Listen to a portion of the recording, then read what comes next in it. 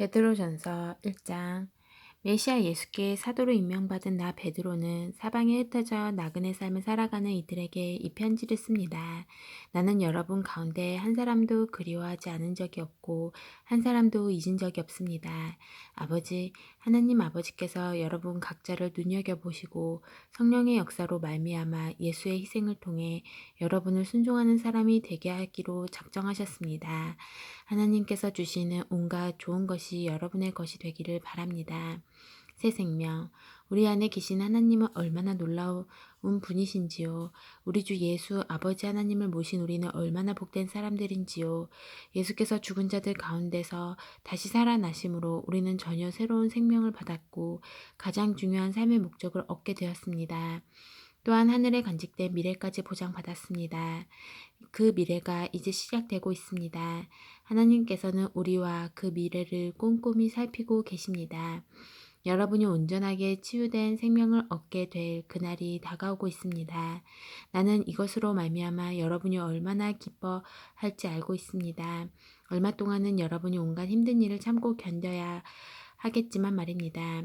순금은 불속을 통과해야 순금인 것이 입증됩니다. 참된 믿음도 시련을 겪고 나와야 참된 믿음인 것이 입증됩니다. 예수께서 모든 일을 완성하실 때에 하나님께서 승리의 증거로 내보이실 것은 여러분의 믿음이지 여러분의 금덩이가 아닙니다. 여러분은 예수를 본 적이 없지만 그분은 사랑합니다.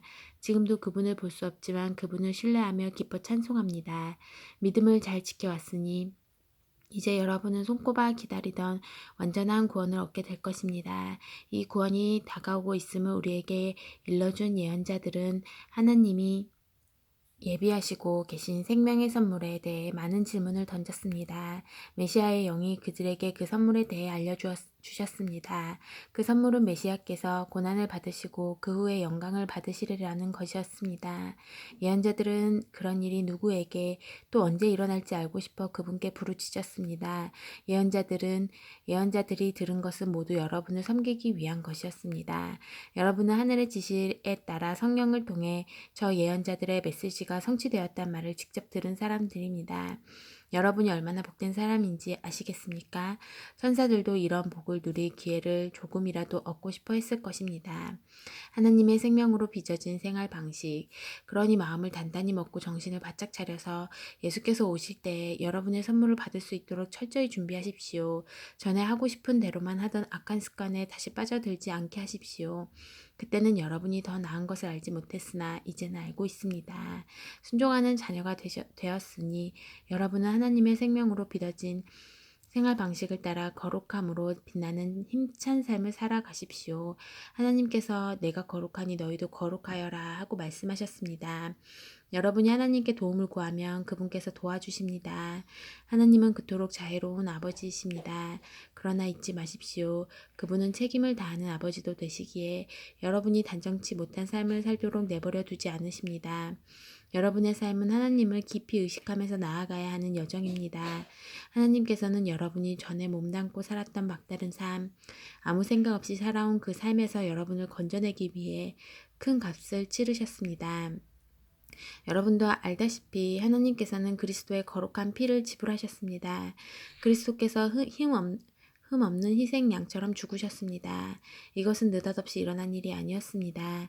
최근에 마지막 때에 이르러 공공연한 지식이 되었지만 하나님은 그리스도께서 여러분을 위해 이 일을 하실 것을 전부터 미리 알고 계셨습니다.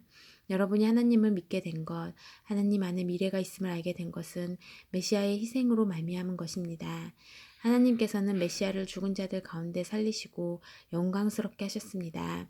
이제 여러분이 진리를 따름으로 여러분의 삶을 깨끗게 했으니 서로 사랑하십시오. 여러분의 삶이 거기에 달려있다는 듯이 사랑하십시오. 여러분의 새 삶은 옛 삶과 다릅니다. 전에 여러분은 썩어 없어질 씨에서 태어났지만 이제는 살아계신 하나님의 말씀으로 새로 태어났습니다. 생각해 보십시오. 여러분은 하나님께서 직접 잉태하신 생명입니다. 그래서 예언자가 이렇게 말한 것입니다. 옛 생명은 풀의 목숨과 같고 그 아름다움은 들꽃처럼 오래가지 못한다. 풀은 마르고 꽃은 시들지만 하나님의 말씀은 영원히 계속된다. 이 말씀이 여러분 안에서 새 생명을 잉태했습니다. 2장. 그러니 여러분을 깨끗이 정리하십시오. 악의와 위선, 시기와 악담을 말끔히 치워버리십시오. 하나님을 맛보았으니 이제 여러분은 젖먹이 아이처럼 하나님의 순수한 보살핌을 깊이 들이키십시오. 그러면 하나님 안에서 무럭무럭 자라서 성숙하고 온전하게 될 것입니다. 살아있는 돌, 곧 생명의 근원을 맞이하십시오. 일꾼들은 그 돌을 얼핏 보고 내다 버렸지만 하나님께서는 그 돌을 영광의 자리에 두셨습니다. 여러분은 건축용 벽돌과 같으니 생명이 약동하는 성소를 짓는 데 쓰일 수 있도록 자신을 하나님께 드리십시오. 거룩한 제사장이 되어 그리스도께서 인정하시는 삶을 하나님께 드리십시오. 성경에는 이러한 선례가 있습니다. 보라, 내가 돌 하나를 시온에 둔다. 모퉁이 돌 하나를 영광의 자리에 두겠다. 누구든지 이 돌을 신뢰하고 기초로 삼는 사람은 후회할 일이 결코 없을 것이다. 그분을 신뢰하는 여러분에게는 그분이 자랑할 만한 돌이지만 신뢰하지 않는 자들에게는 일꾼들이 내버린 돌이 머릿돌이 되었습니다. 또한 걸려 넘어지게 하는 돌, 길을 가로막는 큰 바위입니다. 믿지 않는 자들이 걸려 넘어지는 것은 그렇게 되도록 정해져 있는 것과 같이 그들이 순종하지 않기 때문입니다. 그러나 여러분은 하나님께서 택하신 사람들입니다. 여러분은 제사장의 일이라는 고귀한 사명을 감당하도록 선택받았고 거룩한 백성이 되도록 선택받았으며 하나님의 일을 하고 하나님을 위해 말하는 그분의 도구로 선택받았습니다. 그것은 하나님께서 여러분을 위해 밤낮으로 행하신 특별한 일, 아무것도 아닌 자에서 중요한 자로, 거절당한 자에서 받아들여진 자로 바꾸신 일을 다른 사람들에게 전하게 하시려는 것입니다. 친구 여러분, 이 세상은 여러분의 본향이 아닙니다. 그러니 이 세상에서 여러분의 안락함을 구하지 마십시오. 자기 욕망을 채우려다가 영혼을 희생하는 일이 없게 하십시오. 여러분은 이 세상을 본향으로 삼은 사람들 가운데 본이 될 만한 삶을 살아서 여러분의 행실로 그들의 편견을 없애십시오. 그러면 그들도 하나님 편에 서서 그분께서 오시는 날에 그분을 찬송하는 자리에 참여하게 될 것입니다. 훌륭한 시민이 되어 주님을 자랑스럽게 해드리십시오. 권력자들의 수준이 어떠하든지 그들을 존중하십시오. 그들은 질서 유지를 위해 하나님께서 보내신 밀사들입니다. 하나님의 뜻은 여러분이 지속적으로 선을 행하여 여러분을 사회의 위험 요소로 여기는 어리석은 자들의 생각을 고쳐주는 것입니다. 여러분의 자유를 행사하되 질서를 파괴하는 일이 아니라 하나님을 섬기는 일에 그것을 사용하십시오. 누구를 만나든지 품위 있게 대하십시오. 영적으로 가족된 이들을 사랑하십시오. 하나님을 경외하십시오. 정부를 존중하십시오. 그리스도께서 친히 사셨던 삶. 종으로 있는 여러분, 여러분의 주인에게 착한 종이 되십시오. 좋은 주인만 아니라 못된 주인에게도 그렇게 하십시오. 합당한 이유 없이 나쁜 대우를 받더라도 하나님을 위해 참는 것이 중요합니다. 마땅히 받아야 할 벌을 받는 것이 무슨 특별한 일이겠습니까? 그러나 여러분이 선을 행하는데도 부당한 대우를 받으면서 여전히 착한 종으로 산다면 그것은 하나님 보시기에 귀한 일입니다. 여러분은 그러한 삶을 살도록 그리스도께서 친히 사셨던 삶을 살도록 초청받았습니다. 그분은 자기에게 닥친 온갖 고난을 겪으심으로 여러분도 그처럼 살 수 있음을 알려주셨고 그 방법도 하나씩 알려주셨습니다. 그분은 잘못된 일은 하나도 행하지 않으셨고 어긋난 말을 한 번도 입에 담지 않으셨다. 사람들이 그분께 온갖 욕을 퍼부었지만 그분은 전혀 대꾸하지 않으셨습니다. 그분은 말없이 고난을 당하고 하나님께서 바로잡아 주시도록 맡기셨습니다. 그분은 종의 몸으로 우리의 죄를 지시고 십자가에 달리셨습니다. 그것은 우리로 하여금 죄에서 벗어나 옳은 길을 따라 살게 하시려는 것이었습니다. 그분께서 상처를 입으심으로 여러분이 나았습니다.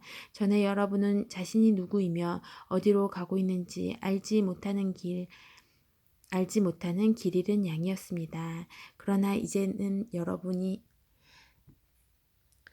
여러분의 영혼을 영원토록 지키는 목자께서 그 이름을 불러주시고 보살펴 주시는 양이 되었습니다.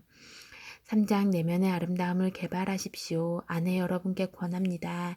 남편에게 착한 아내가 되어 남편의 필요를 들어주십시오. 그러면 하나님 이야기에 무관심하던 남편도 여러분의 거룩하고 아름다운 삶의 감화를 받을 것입니다. 중요한 것은 외모, 머리 모양, 몸에 걸친 보석, 옷차림이 아니라 여러분의 내적 마음가짐입니다. 내면의 아름다움을 개발하십시오. 내면을 온화하고 우아하게 가꾸십시오. 그것이야말로 하나님께서 기뻐하시는 일입니다. 전에 거룩하게 살았던 여인들은 하나님 앞에서 그와 같이 아름다웠고 남편에게도 착하고 성실한 아내였습니다. 예컨대 사라는 아브라함을 보살피면서 그는 나의 사랑하는 남편이라고 불렀습니다. 여러분도 걱정과 두려움 없이 그렇게 하면 사라의 참된 딸이 될 것입니다. 남편 여러분에게도 똑같이 권합니다. 아내에게 좋은 남편이 되십시오. 아내를 존중하고 기뻐하십시오. 여러분의 아내는 여자이기에 여러분보다 연약합니다. 하지만 하나님의 은혜로 사는 새로운 삶 안에서는 여러분과 동등한 사람입니다. 여러분의 아내를 동등한 사람으로 존중하십시오.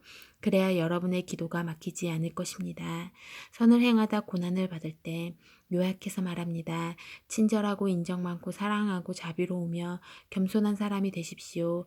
이것은 여러분 모두에게 해당하는 사항이니 한 사람도 빠짐없이 그렇게 하십시오. 안가품하거나 냉소적으로 비꼬는 말을 하지 마십시오. 오히려 축복해 주십시오. 축복이야말로 여러분이 할 일입니다. 그러면 여러분은 복덩어리가 되어 여러분도 복을 받게 될 것입니다. 생명을 받아들이고 좋은 날 보기를 바라는 이여 그대가 할 일은 이것이니 곧 악당과 험담을 삼가고 악을 물리치고 선을 장려하여 힘을 다해 평화를 추구하여라. 하나님께서 이 모든 일을 지켜보시고 인정해 주신다. 하나님께서 그의 간구에 귀 기울이시고 응답해 주신다. 그러나 악을 행하는 자에게는 등을 돌리신다. 여러분이 마음과 영혼을 다해 선을 행하면 누가 여러분을 방해하겠습니까? 선을 행하다 고난을 당하더라도 여러분은 훨씬 더 복된 사람입니다. 고난을 너무 마음에 두지 마십시오. 온갖 어려움 속에서도 여러분의 마음을 다잡고 여러분의 주님이신 그리스도께 경배하십시오. 여러분의 삶의 방식에 대해 묻는 사람에게 할 말을 준비하되 최대한 예의를 갖춰 답변하십시오. 하나님 앞에서 양심을 깨끗게 하여 사람들이 퍼붓는 욕설이 여러분을 괴롭히지 못하도록 하십시오. 오히려 그들이야말로 깨끗함을 받아야 할 사람이라는 것을 깨닫게 될 것입니다. 하나님이 바라시는 것이면 선을 행하다 고난을 받는 것이 악을 행하다 벌 받는 것보다 낫습니다. 그리스도께서 분명히 그렇게 하셨습니다. 그분께서는 다른 사람들의 죄 때문에 고난을 받으셨습니다. 의로우신 분께서 불의한 자들을 위해 고난을 받으신 것입니다. 그리스도께서는 우리를 하나님께 인도하기 위해 그 모든 고난을 겪으시고 죽임을 당하시고 다시 살아나셨습니다.